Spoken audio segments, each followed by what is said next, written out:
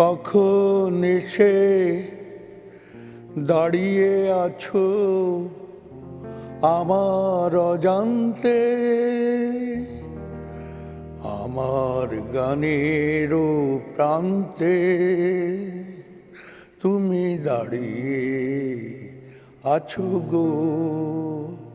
তুমি কখন এসে দাঁড়িয়ে আছো আমার অজান্তে, আমার গানেরও প্রান্তে তুমি দাঁড়িয়ে আছো গো। তুমি প্রথম বুঝিয়ে দিলে একা থাকা মোর আর যারে ছাড়িয়ে, তুমি প্রথম বুঝিয়ে দিলে একা থাকা মোর আর যারে ছাড়িয়ে, জীবনে তোমার কত প্রয়োজন সে কথাটি যদি জানতে, আমার গানেরও প্রান্তে তুমি দাঁড়িয়ে আছো গো। প্রিয় দর্শক, নিশ্চয়ই আপনারা দাঁড়িয়ে গেছেন। আমরা শুরু করছি আমাদের ঈদ উপলক্ষে বিশেষ নিউজ আওয়ার এক্সট্রা, এবং আমরা যেই সেটে বসে আছি সেই সেটটির পেছনে আপনারা নামটি দেখতে পাচ্ছেন, মিউজিক। আমরা নিউজের মানুষ, 24 ঘন্টার নিউজের চ্যানেল। আমাদের এখানে সবসময় গান বা রাতে সেই গানের অনুষ্ঠানগুলো অন্যান্য টেলিভিশনে যেভাবে আপনারা দেখেন সেগুলো হয় না, কিন্তু ঈদ উপলক্ষে আমরা গান বাজনার অনুষ্ঠান করে থাকি। আজকে আমরা নিউজ আওয়ার এক্সট্রার মিউজিক অনুষ্ঠানে আছি। মিউজিকটা আমরা একটু ভেঙে বলছি, খবরের সঙ্গে যারা সংশ্লিষ্ট তাদের গান নিয়ে, এবং আজকে আমরা বলছি যিনি খবর করেন মাঝে মধ্যে তার গান নিয়ে নিউজ আওয়ার এক্সট্রা সাজিয়েছি। সঙ্গে আছেন সৈয়দ মহসিন আলী, সমাজ কল্যাণ মন্ত্রী, সকলের কাছে পরিচিত। তিনি রাজনীতিবিদ, অনেক দিন ধরে রাজনীতির সঙ্গে জড়িত আছেন, মুক্তিযোদ্ধা, তার অনেক পরিচয়, সমাজসেবক। কিন্তু ইতিমধ্যে মন্ত্রী হবার পরে তিনি নানাভাবে আরও বেশি পরিচিতি পেয়েছেন। তিনি প্রথমে প্রকাশ্যে সিগারেট খেয়ে প্রথম পৃষ্ঠার খবর হয়েছেন, তারপরে সাংবাদিকদের খবিশ রাবিশ ইত্যাদি অনেক কিছু বলেছেন, তারপরে আবার ক্ষমাও চেয়েছেন এইসব কারণে। তা অনেকেই বলছিলেন যে সৈয়দ মহসিন আলী কি বিখ্যাত হবার জন্য এসব করছেন? সরাসরি প্রশ্ন। নিভৃতচারী, আপনার সম্পর্কে আমি যা পড়েছি, আপনাকে নিয়ে খবর করার, নিউজ করার এবং লাইমলাইটে আসার মতো অনেক অনেক বিষয় আছে, কিন্তু মন্ত্রী হবার পরেই অনেকগুলো বিতর্কিত বিষয় নিয়ে আপনি সামনে চলে এসেছেন। দুষ্ট লোকেরা বলে, আমার মতো অনেক দুষ্ট মহিলারাও বলে যে বিখ্যাত হবার জন্য নিশ্চয়ই মহসিন আলী এসব করছেন। কখনো গিয়ে গান করছেন, কখনো সাংবাদিকদের খবিশ বলছেন, কখনো সিগারেট খাচ্ছেন। তাই কি? মানে আমি একটু ধরিয়ে দেই যে ছোটবেলায় সঙ্গীত শিল্পী হবার কথা ছিল বা স্টার হবার কথা ছিল, ঘুরে ফিরে আন্দোলন 66 আন্দোলনে চলে গেলেন, যুদ্ধে চলে গেলেন, তারপরে রাজনীতিতে চলে আসলেন। সে কারণে সেই বিখ্যাত হওয়া, ওইভাবে বিখ্যাত হওয়া হয়নি। না, আমি আসলে বলি ওটা বিখ্যাত হওয়ার জন্য কিছু আমি এই ইন্টেনশনে আমি লাইমলাইটে আসতে চাইনি। এটা কোনোদিনই আমার চিন্তাধারা ছিল না, but God has bought me.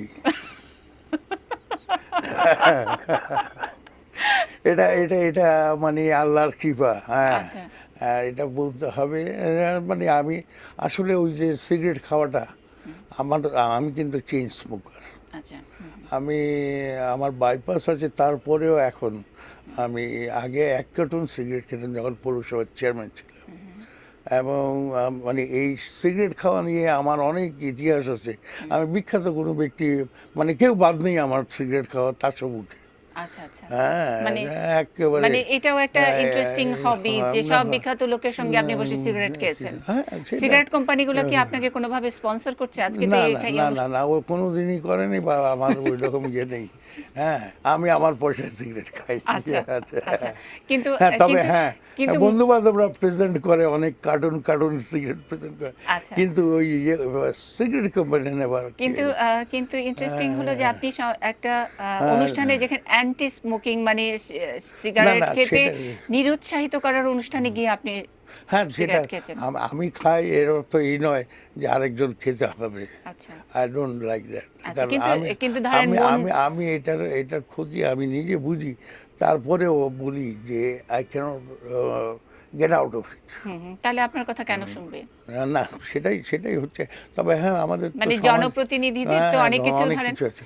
যেমন আমি ফ্যামিলি প্ল্যানিং এর কথা বলি প্রকাশ্যে, হ্যাঁ অনেক মহিলারা আমার এগেনস্টে বলে যে আরে উনি এত বড় মানুষ, হ্যাঁ এত উঁচু পরিবারের লোক, তারপরে উনি এইসব ব্যাপার নিয়ে আমাদের সাথে একেবারে হ্যাঁ নেকেড ওয়েতে কথা বলে। যেমন মাদার্স স্কুলে গেলাম, মারা এসছে বাচ্চাদেরকে স্কুলে পাঠায় না, তো ওইখানে কথা বলতে বলতে ফ্যামিলি প্ল্যানিংয়ের কথা আসছে, তারপরে ইয়ে আছে সেক্স লাইফের কথা আসছে। হ্যাঁ অনেকেই তো অনেকভাবে টর্চার হচ্ছে, যেমন মারাও অনেকভাবে torture in the family also inside with husband and wife, they themselves are each. কিন্তু কিন্তু ধরেন ধরেন আপনি মন্ত্রী হওয়ার আগে একজন মানুষ মহসিন আলী একজন, আর মন্ত্রী হবার পরে আরেকজন। মন্ত্রী হবার পরে এক ধরনের নাগরিক বা দায়িত্বের একটা সিলিং সামনে পড়ে, একটা পর্দা থাকে যেটার ওপারে যাওয়া যায় না। কিন্তু আপনি তো সেগুলো কিছুই মানছেন না। একজন মন্ত্রী, ধরেন বাংলাদেশে কিছু ট্যাবু আছে যে মায়েদের সামনে আপনি খুব সহজেই ফ্যামিলি প্ল্যানিং বা এগুলোর কথা খুব রেলিভেন্ট না হলে আপনি বলতে পারেন না, কিন্তু আপনি বলে ফেলেন। যেখানে দরকার নেই সেখানে গান করে ফেলেন, যেখানে দরকার নেই সেখানে না না ঘুমিয়ে যেখানে যান। গান করি সেটা হলো ইন্সপিরেশন করার জন্য। যেন আচ্ছা। বাচ্চাদেরকে বলি উই শ্যাল ওভারকাম, বাচ্চাদেরকে অনুষ্ঠানে এতিমদের অনুষ্ঠানে আমি বলি তাদেরকে আমরা করব জয়। হ্যাঁ তারপরে আমার আর একটা জিনিস আছে, যেমন দেশাত্মবোধ জাগানোর জন্য, এমন দেশটি কোথাও খুঁজে পাবে না তুমি সকল দেশের রানী সে, সেটা আমার অনুভূতি। অ্যাজ এ ফ্রিডম ফাইটার আমি এটা অনুভব করি যে এটা আমার জাগানো দরকার। আমরা অনেক পিছিয়ে গেছি। ৭৫-এর পরে আমাদের যে চেতনা ছিল জয় বাংলার এবং মুক্তিযুদ্ধে, তার সেটা মানে আপনার কথার চেয়ে আপনার বক্তৃতার চেয়ে আপনি গানের আশ্রয় বেশি নেন যে সেটাতে অনুপ্রাণিত হবে। হ্যাঁ কিন্তু আমি সেখানে না না যেমন হচ্ছে যে আমি যদি ইন্সপায়ার করে দেখি যে হ্যাঁ এই মুহূর্তে আমাকে এই জিনিসটা বলা উচিত, so that they will be inspired. হ্যাঁ মানে আপনার কি মনে হয় যে মানে সব সময় সব জায়গায় যখন আপনি তাদেরকে আপনার সরল যেই স্বীকারোক্তি আমরা খুবই শ্রদ্ধা করছি, এবং একজন মানুষের সততা এখানেই যে আপনি খুব সরলভাবে সৎভাবে আপনি বলে দিচ্ছেন, মিডিয়াতেও বলছেন, কিন্তু সবাই যখন নাকি রিসিভ করে তারা হয়তো আজকে আমাদের কথাবার্তা ঠিক ভালোভাবে অনেকে নেবে না, যাই হোক, কিন্তু সরলভাবে আপনি বলে দিচ্ছেন। হয় কি যে হিতে বিপরীত হয় কি, আমাকে চ্যালেঞ্জ নিয়ে কথা বলতে হবে। আমি সমাজের কল্যাণের কথা চিন্তা করি, আচ্ছা আমি মানুষের কল্যাণের কথা চিন্তা করি, দেশের কল্যাণের কথা চিন্তা করি। এই দেশটা আমরা স্বাধীন করেছি, এই দেখেন এখানে বুলেটের ইঞ্জুরি আছে, আমার ডান পায়ে গুড়ি আছে, পায়ে এই পাটা ছিন্ন ভিন্ন হয়েছিল, গুঁড়া গুঁড়া হয়ে গেছে। হ্যাঁ এটাও তো জয়েন্ট হয়েছে। তো তারপরে দেখেন 1978 সাল পর্যন্ত এই ঘাট শুকায় নাই, হ্যাঁ ক্রলিংয়ের। তো সুতরাং এগুলো ইন্সপায়ার্স মি যে দেশকে কোথায় নিয়ে যাওয়ার জন্য আমার সাথে শহীদরা যুদ্ধ করে শহীদ হয়েছে, আর তাদের আত্মা আজকে আমাকে মানে প্রভোক করে যে হোয়াট ইউ ডুইং, আমাদের জন্য কি করতেছো, আমরা কি স্বপ্ন দেখেছিলাম, সেই স্বপ্ন তো প্রকৃতপক্ষে বাস্তবায়িত হয়নি। শহীদদের আত্মা যে প্রশ্নটা করে সেই প্রশ্নটি আমি সরাসরি করলাম, কি করছেন আপনারা? মানে একজন মহসিন আলী গান করলে ইন্সপায়ার করলে কি সেটা যথেষ্ট নাকি যে দলটি করছেন ঠিকভাবে রাজনীতি করা, সততা? এই যে সততা, ডেডিকেশন এবং দেশাত্মবোধ, চেতনা, আমাদের চেতনা তো অনেক দূরে চলে গেছে। তা না হলে এদেশে হরতাল হতো না। আচ্ছা, এদেশে কিন্তু হরতাল হওয়ার কারণগুলো কেন ঘটে? আপনারা তো দায়িত্বে আছেন। হরতাল শুনেন, একটা জিনিস হচ্ছে কি, হরতাল হওয়াটা গণতান্ত্রিক অধিকার, কিন্তু প্রগতির জন্য হরতাল না হওয়া উচিত। আচ্ছা। আজকে ইন্ডিয়াতে হরতাল হচ্ছে না। আমি ওই 64-এ দেখেছি, তার 62-তে দেখেছি হরতাল হতো, কিন্তু স্ট্রাইক হতো।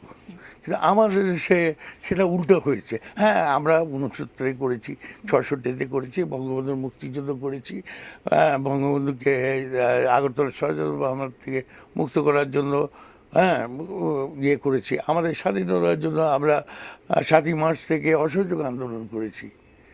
এখন কি সেই পরিবেশ আছে, সেই পরিস্থিতি আছে? উই আর ফ্রি, আমরা এখন স্বাধীন, আমরা we are not ruled by Pakistanis.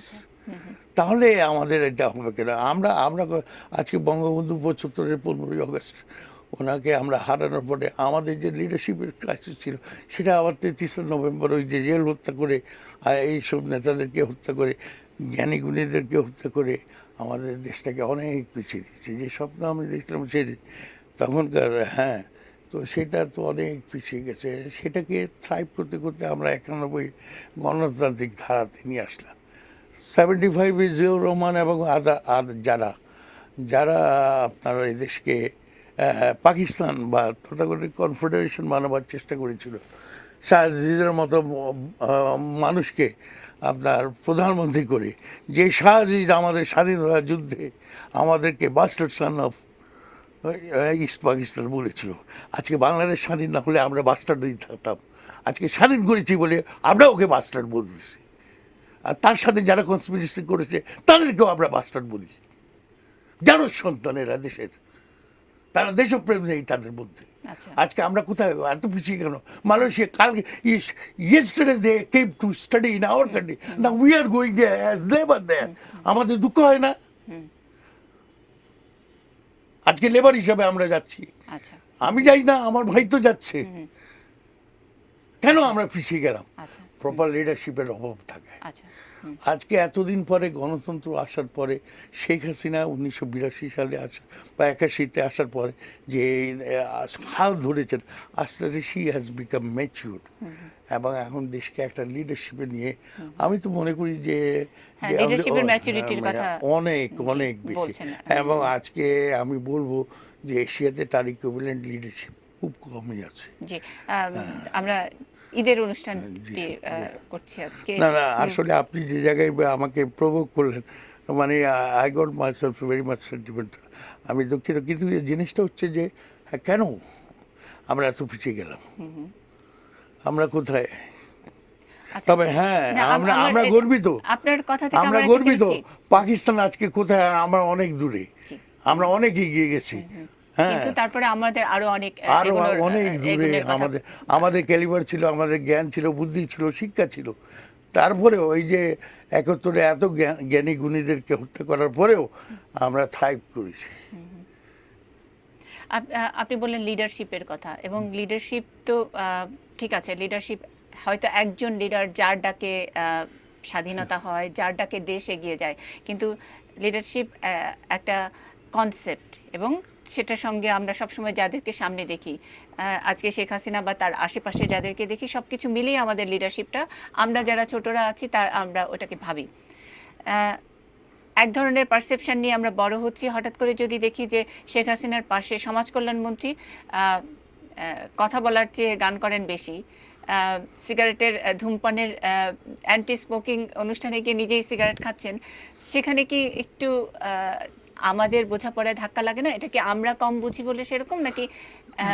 না, একটা জিনিস শুনেন না, আমি আপনাকে বলি, শেখ হাসিনার পাশে আমরা আছি, সেটা হলো একটা কনসেপ্ট নিয়ে যে দেশকে আমাদেরকে বিশ্ব 2020 টিমওয়ার্ক, সেখানে আমি কি করলাম না করলাম, আমার কি হ্যাবিট আছে না আছে, দ্যাট ইজ নট। আচ্ছা, এটাতে উনি বিব্রত হন না?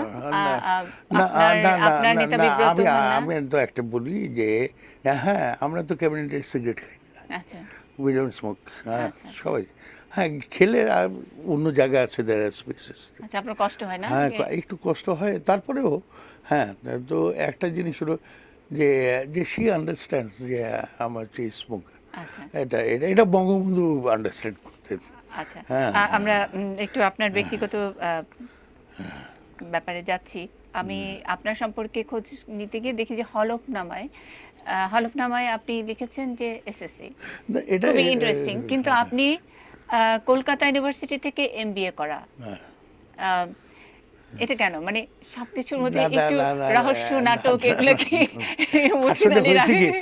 আসলে হয়েছিল কি, আমি কিন্তু ব্যাংক ইয়েতে ঋণে জর্জরিত ছিল, আচ্ছা, এবং আমাকে যে এবার নমিনেশন দেওয়া হয়েছে, হ্যাঁ, আমি তো আগে ইয়েতে, তো আমি ওই ঋণটাকে রিশিডিউলিং করতে গিয়ে আমার দেরি হয়ে গেছে। ও আচ্ছা, হ্যাঁ, হলফনামাটা আপনি নিজে আমি পূরণ আমি করেননি। করিনি। হ্যাঁ, তো এটা আমার তো আগে আমি আচ্ছা, আমরা একটু- পৌরসভার চেয়ারম্যান ছিলাম, জি। তো সেখানে তো আমার এবং পরপর 3বার এবং সফল হ্যাঁ। পৌরসভা চেয়ারম্যান হিসেবে আপনি পুরস্কৃত হয়েছেন, এবং হ্যাঁ, অনেক বুঝতে সামাজিক কর্মকাণ্ডের সঙ্গে আপনি কি কখনো পৌরসভার চেয়ারম্যান যখন ছিলেন কখনো ভেবেছেন যে সমাজ কল্যাণ মন্ত্রী হবেন? সমাজ কল্যাণ নানাভাবে না, আপনি তবে করে হ্যাঁ, যেতেন। আমার জীবনের রাজনৈতিক স্বপ্ন তো আমার ছিল, once I will become a minister, that is I had it. আচ্ছা আচ্ছা, এটা ছিল, হ্যাঁ, ছোটবেলা থেকে আই হ্যাড এন এম্বিশন। সমাজ কল্যাণ মন্ত্রী নাকি সমাজ কল্যাণ না, আপনি যে কোনো একটা মন্ত্রী, যে কোনো আমি একটা আমি কোনটা হবো। হলে ভালো হতো? সেটা তো এখন জননেত্রী শেখ হাসিনা যেখানে দেন, যে দিয়েছেন তো আমাকে। আচ্ছা, আচ্ছা। হ্যাঁ, আমি দেখেন, আমি আরো আগে মন্ত্রী হতে পারতাম, বিকজ আমি অর্থমন্ত্রীকে হারানোর পরে, হ্যাঁ, উনি আমাকে আক্ষেপ করে বলছে, হ্যাঁ, তুমি মন্ত্রিত্ব পেলা না। তা আমি বললাম, না, আমাকে এখন মনে করেন নাই। তো যাই হোক, উনি তো অ্যাক্সিডেন্ট হয়ে মারা গেছেন। তো উনি সাইফুর রহমানের সাইফুর রহমান সাহেব, জি। হ্যাঁ, তো ওনার মতো একজন ডাকসাই নেতাকে আমি পরাজিত করা, it was not an easy thing. তার মানে ডাকসেটের উপরে ডাকসেটে না? হ্যাঁ, হ্যাঁ, স্বাভাবিক। আমরা মহসিন আলীকে চিনলাম না। না, না, সেটা তো মানুষ চিনে আমার এলাকায়, আমার মানুষ আমাকে তবে অত্যন্ত আপনি আমাদেরকে চিনতে বাধ্য করেছেন। আপনি সাংবাদিকদের খবিশ না বললে, আমি তো সেটা দায় অবশ্যই খবিশ, এবং খবিশ হিসেবেই আমি আজকে আপনার ইন্টারভিউ করছি নিশ্চয়ই। না, না, শুনেন, একটা জিনিস হলো, আমিও সাংবাদিক ছিলাম, আচ্ছা, আমি টাইমসের করেসপন্ডেন্ট ছিলাম, আচ্ছা। মৌলভীবাজার, আমি তাহলে এডিটোরিয়াল।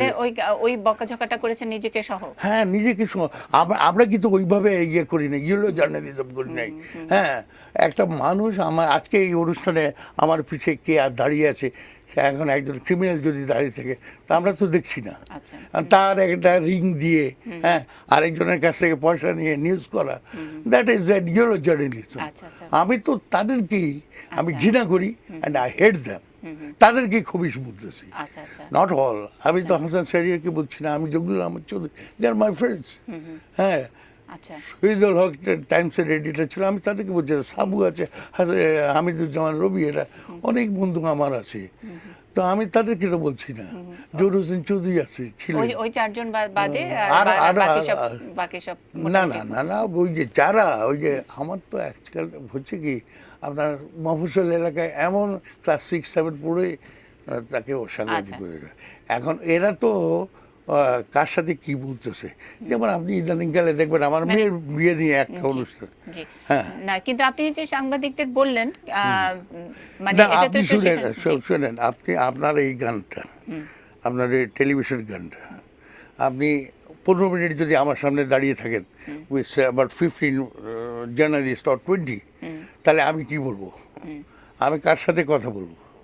আচ্ছা, আমি তো তাদেরকে বলছি যে সরো তোমরা, 5 মিনিটস, 7 মিনিটস, 10 মিনিটস, তারপরে তারা সরে না। তো আমি তো আমার অডিয়েন্সকে দেখে আমার কথা বলতে হবে। হ্যাঁ, সেটা না, মানে ল্যাঙ্গুয়েজটা নিয়ে, মানে মন্ত্রীর কাছ থেকে তো আমরা অনেক কিছু শিখবো, না, না, আপনি শুনেন, সমাজ সেবা হ্যাঁ, শিখবো, আমার- বডি ল্যাঙ্গুয়েজও শিখবো, এবং ভবিষ্যতের নেতৃত্ব, শুনেন, লিডারশিপ। একটা জিনিস হলো, সবাই সেই সাহস করে না, বাট আই ডু ইট, আচ্ছা, আই চ্যালেঞ্জ ইট। আচ্ছা, হ্যাঁ, ওদেরকে খবিজ বলতে হবে। আচ্ছা, হ্যাঁ, এরা এরা এরা এরা নট হিউম্যান আচ্ছা। বিং। খবিশের মানে কি? খবিজ মানে আনকালচার, আনকালচার। রাবিশ অ্যান্ড খবিজ ইজ আচ্ছা, সেম। আচ্ছা। এগুলো কি, এইসব শব্দগুলো কি মানে সিলেটি, মানে খবিজটা সিলেট থেকে? Actually it's an Farsi word.